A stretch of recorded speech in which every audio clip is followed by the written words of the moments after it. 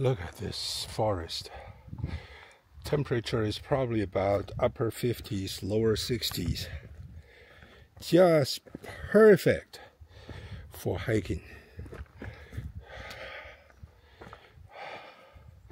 A little sunshine through the leaves, casting lights and shades onto the moist ground covered with plantations. The ground is very soft because it's no longer soil, it's all decomposed vegetations, it's all carbon on the ground. So this is what we pay at Home Depot for the topsoil. It's mostly decomposed vegetations covering the ground. So the ground is really soft. You step on it, it's almost like you step on cotton.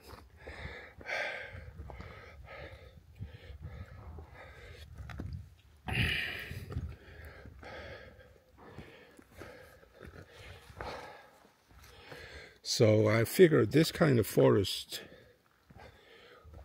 will not have forest fires, at least not that easily, because there is such a high water content in the soil and in the vegetations and the trees. Everything is kind of wet, moist, and with high water content and humidity. So, but when you are in a drier, higher elevation with a lot of coniferous forests, then those could burn easily. And just over the last few days, near the Denali National Park, there is a pretty large forest fire that caused several major roads to be shut down. And I don't think they can fight the fires. They would just have to contain it, let it burn out somehow by itself, because those terrains in the Denali National Park are extremely tough. Without any roads, how can you fight the forest fire? In California, we have similar situations in some of the areas along the Route 1 along the Pacific coast. It's very scenic, and a few years ago, when we were trying to spend a couple of days in the area, then there was a gigantic forest fire on the hills. You can see the fire is massive in the distance, but those hills are so steep. Pacific Ocean is right there, but there's no way to contain it, and the smoke just bellows out of the mountaintop and can be visible for probably 100 miles away. But not here. I think this forest is pretty safe from forest fires because it's so wet, it's so humid.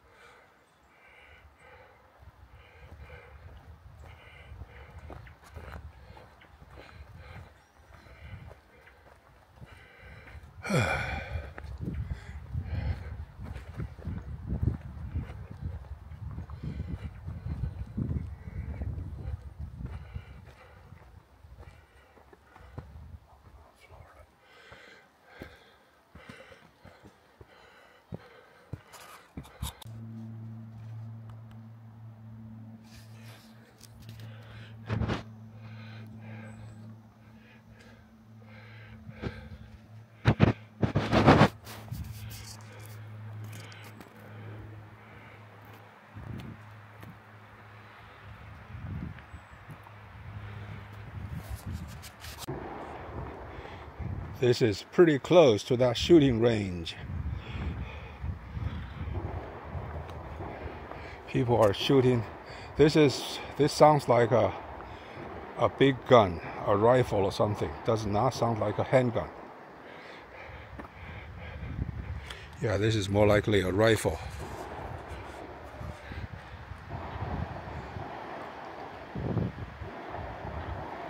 Or if it is a handgun, it has to be a fairly large 45 or something, fairly large barreled, large caliber bullet, because the sound is very, very loud.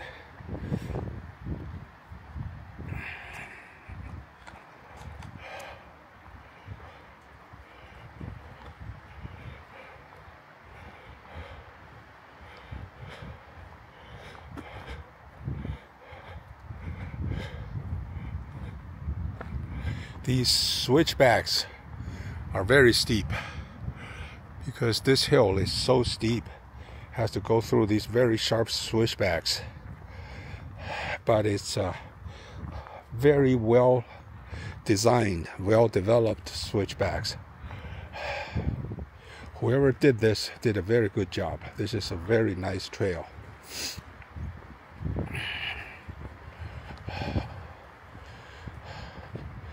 Even though the hills are so steep, just look down here. That's really steep. But the trail itself is nice.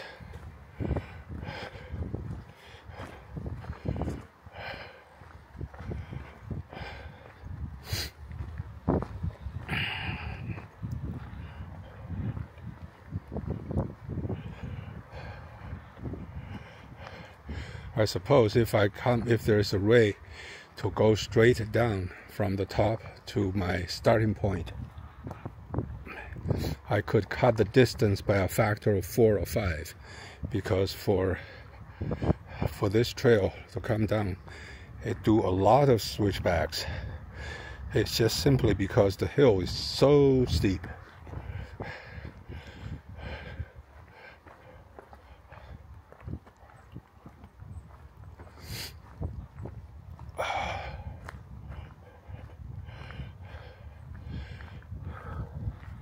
But the surroundings, you can't complain about that. The surrounding is so pretty. So pretty. There's another switchback. Right. There's a little gulch right here. It's pretty steep. Go straight down from here.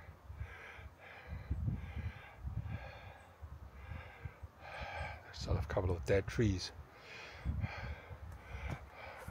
More dead trees. And then this switchback comes this way.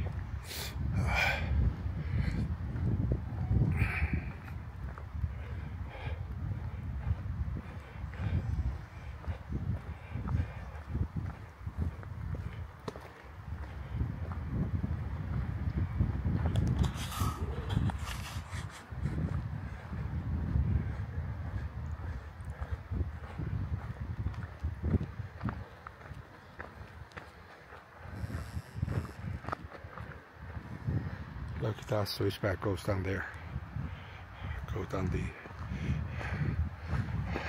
Goes way deep.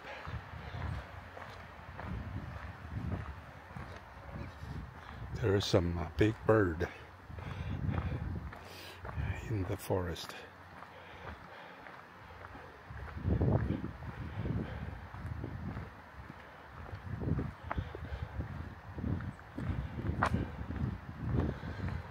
Ooh.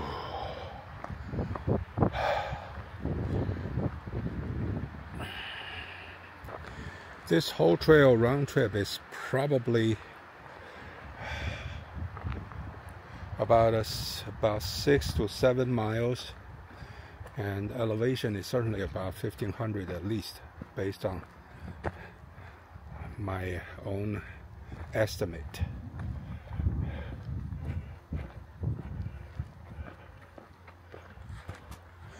Now gradually I think the trail is going to be more level as we approach the beginning.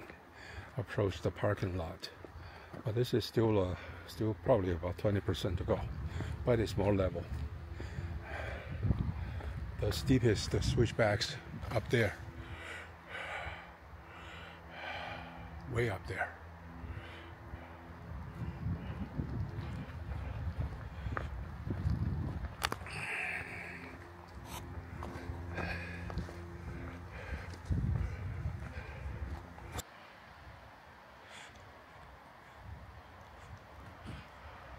There's a bird right there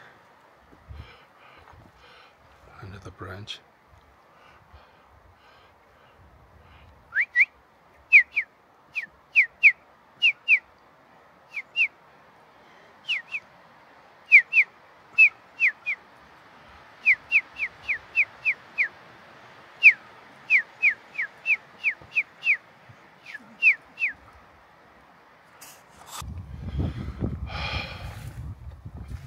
So pretty.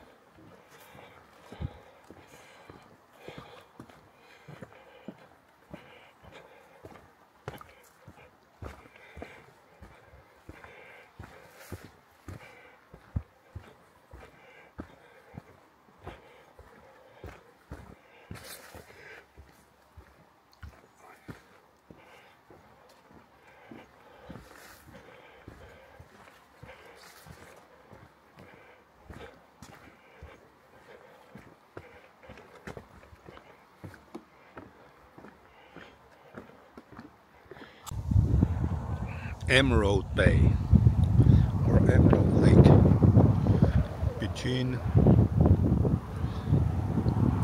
Whitehorse and the Skagway on the side of the highway.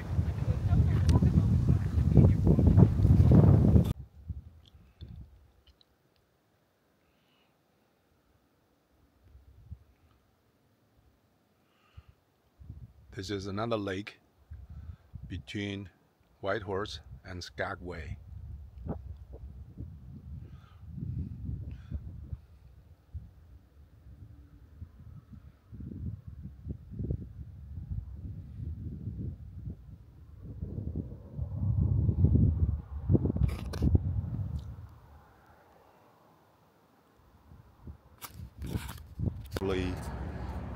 The cruise tourists.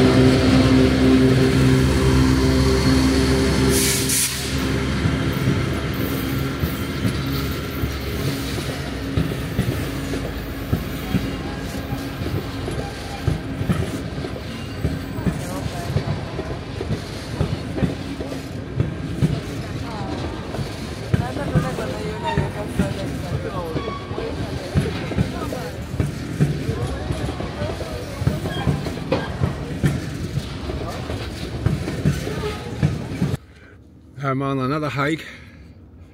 It's called Dewey Lake Hike in Skagway, Alaska. Skagway is at the end of a fjord just beyond Haines. But to reach from Haines to Skagway by car took me 2 days because the mountain road and generally the road condition is not that good. It's almost 360 miles or something. But the direct distance between Skagway and Haines is only 15 miles. 50 miles by water, 360 miles by land. 15 miles by water is about less than an hour boat ride. By land took 2 days. I decided to go through the land because the scenery on the drive between the two is some of the most spectacular of Alaska. Glaciers, glacial lakes, beautiful colored lakes, and very, very scenic. So on my return trip from Skagway back to British Columbia, I will drive through the same road but at a different time of day. So the color, the shade of the lakes and the mountains and the general landscapes will be different. So it's I would call it a paradise for landscape photographers.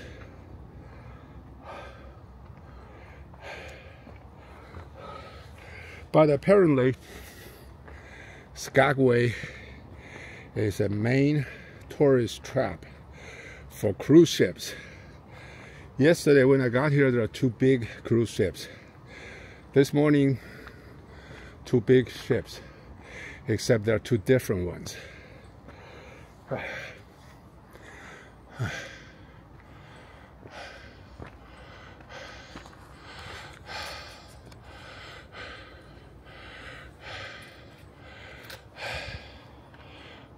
Which direction is this? This hike is a extensive hiking network. If I go to the top, it's over 3,000 feet net elevation change, and according to the trail guide, it's almost like a borderline technical hike.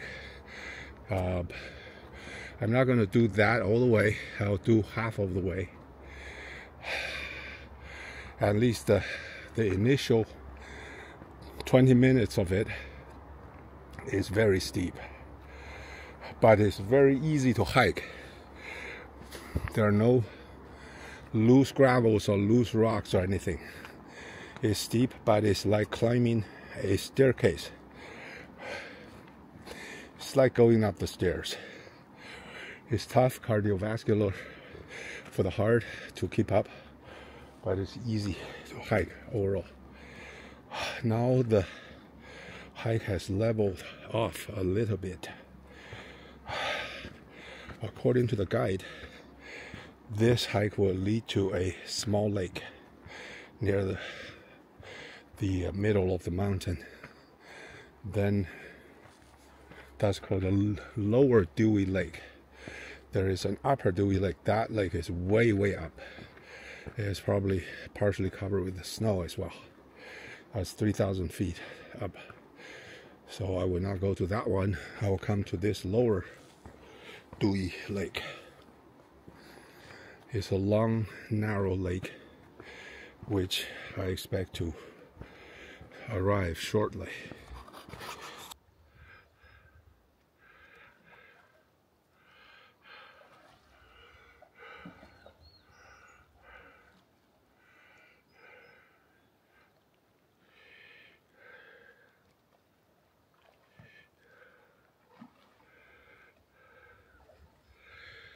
Lower Dewey Lake. I'm gonna hike around this lake and then go further up. There's another lake up the hill, way up. So these are freshwater lakes from the melting snow. During the winter, I'm pretty sure this will be frozen solid by feet of ice.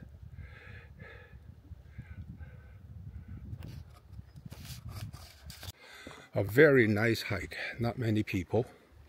A couple of people at the beginning of the hike, but I don't know where they went. There are so many branches of this hike. So there are so many interconnected paths. It's better to have a hiking app to keep track where you're going.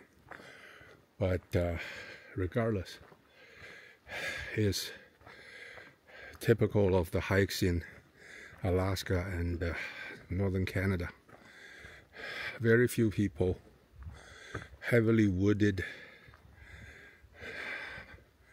At the end of the trail, you typically see some fantastic landscapes and scenery in general. It's intoxicating. Well, here's a little squirrel. This must be the Arctic squirrel that Victor's talking about. These squirrels are smaller than the ones in our neighborhood. In our neighborhood, those squirrels are so fat. They're fat and bold. Whoa. They're fat and bold, but these are a little shy. They're very shy. Unfortunately, sadly, I have rode over 2 such squirrels during my drive over the last few weeks, because some of these squirrels, as I was driving on the road at high speed, they would be crossing the road in front of me, but if they keep crossing, I would have missed them. But then the squirrel is kind of dumb. They just all of a sudden just froze in the middle of the road. And then I tried to drive over in between the wheels. Then once I drive over, looking into my rear view mirror, I realized I have already killed them, because while my car is over them, they start running again. So they run into the wheels just coming from behind, which is sad. If they have, they have made 2 mistakes. One is to they should have just keep running across the road. I would have missed them a long time ago. Second is that as I was driving over them with wheels, with a gap in between the wheels, they should have just stayed there. But anyway, so these smaller roadkills is very common on the road here, and often you see signs on the side of the road. On this section of the road, 688 mooses have been killed over the last year. Now think about it, a moose being killed. The moose is like 2,000 pounds. Hundreds of them got killed in 1 year. That is really sad. Here is another beautiful viewpoint at this lake. This is a very tranquil lake, except that little couple, that young couple that canoed in the water there. No other thing. There could be fish in here. Who knows?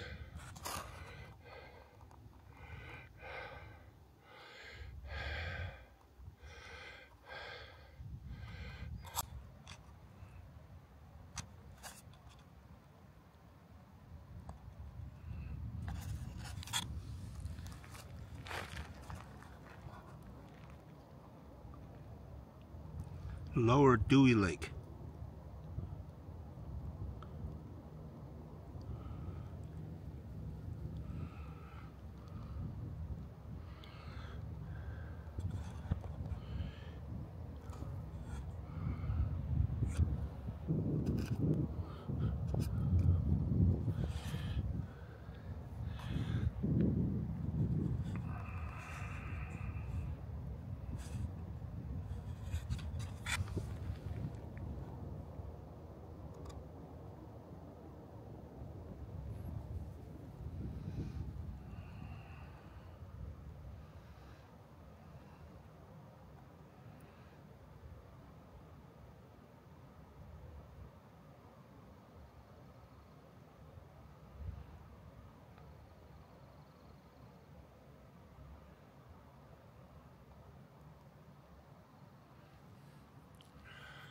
So tranquil.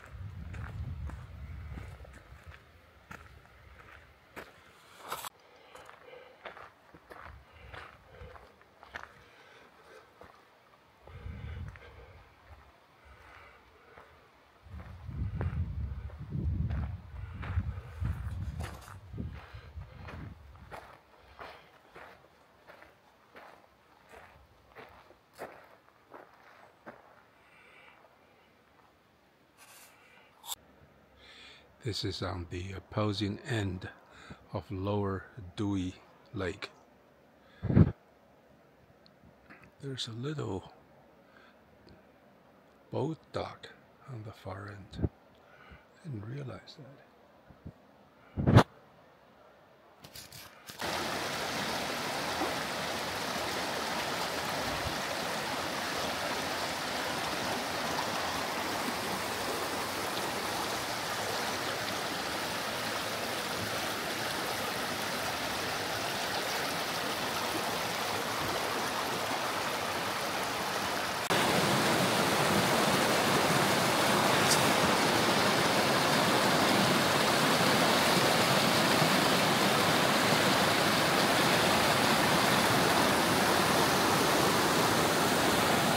This is the water from Upper Dewey Lake to Lower Dewey Lake.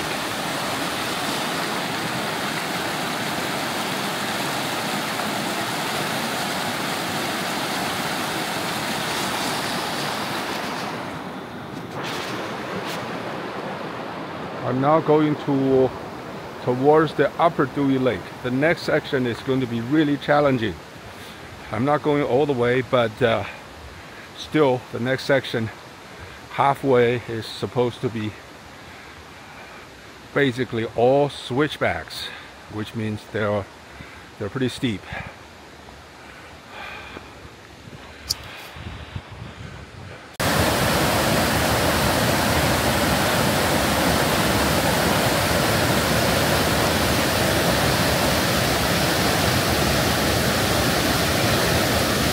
That's a lot of water.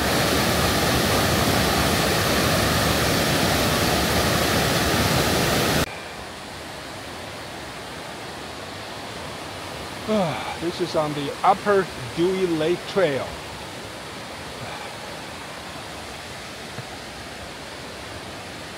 This is very hard trail.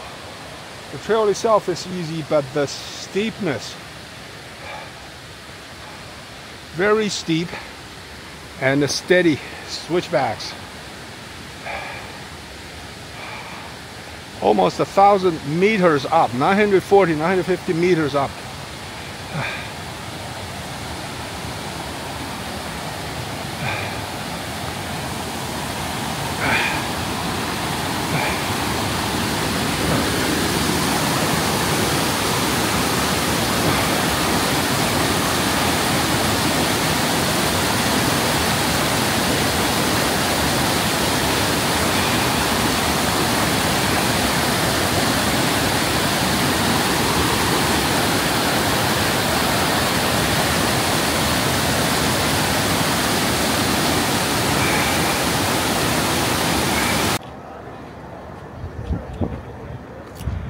Most of these tourists are off from that ship.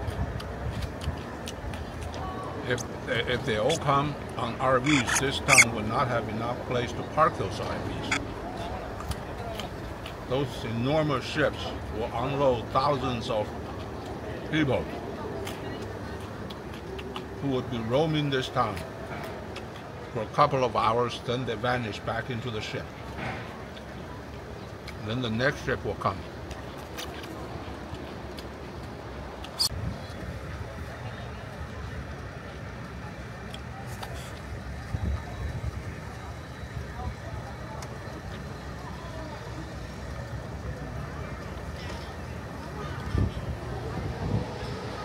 So imagine without the ships, without the cruise ships, this town would have so few people. Every store in this town is designed to serve the tourists. It's clear these are all tourists from the ship.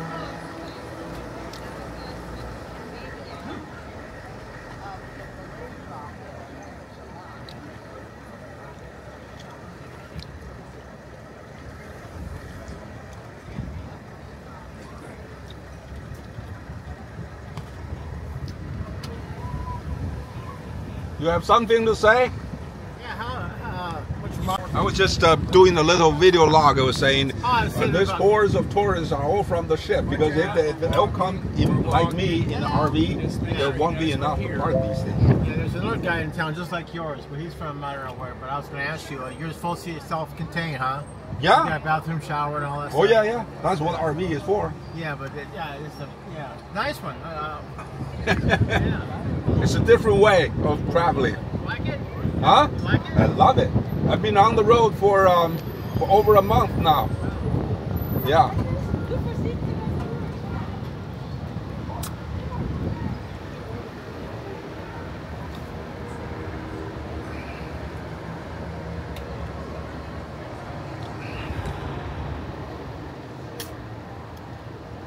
Boat people from the cruise just stopped me and asked some questions about my RV. Apparently he's kind of interesting. But RV experience and boat experience, even though we're both in the same town, are completely different. For them, it's a beautiful ride on the ship from the ocean into the harbor. As soon as they get off the ship, they have to be on foot, visiting these little places, and be back at the ship within a certain amount of time. But then, unlike me, I have to drive hundreds of miles. They just go back to their own little cabin and enjoy the banquet and eat tons of food. But for me, I have to think where to go, where to fill up my water, where to get my gas, whether to make my own food or eat it somewhere. But then I have the freedom to travel anywhere I want, and I don't have to make plans. I can just make my decision based on my impulse. Like today, where I'm going, I don't know. I'm going to get out of Skagway. There's just too many tourists. But once I'm out there, how far I'm going to drive before I camp out, I don't know. I have enough gas to travel another 400 miles.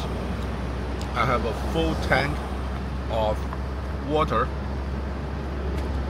which means for 400 miles I'm completely self-contained. I can make food, I can take a shower, I can eat, I can sleep wherever I want. So this is the beauty of an RV.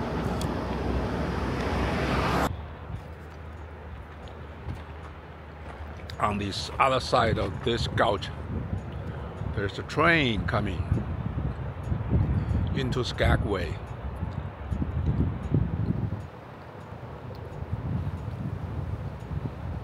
That train reaches that little station next to my RV park. When I was spending the night, I could hear the train.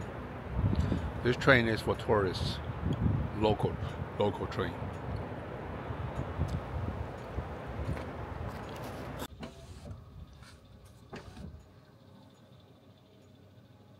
That's a brown bear.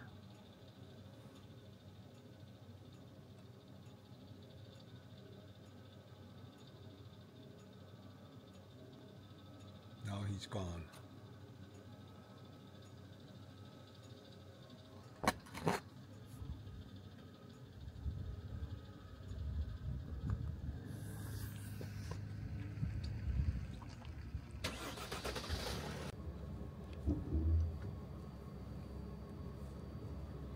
That's a big brown bear.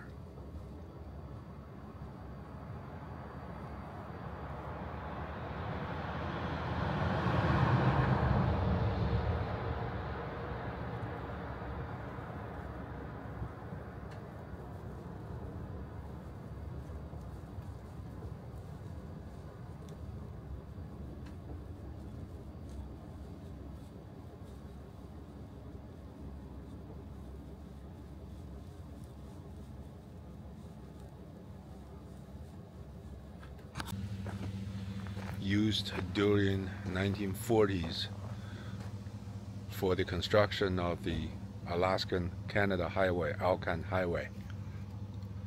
And they have been here probably since then for 80 years. Old American trucks. The military, the US Army constructed this section, the highway. So there are a lot of construction equipments, but this is where some of them are still left behind and in decay, in permanent decay for the past 80 years.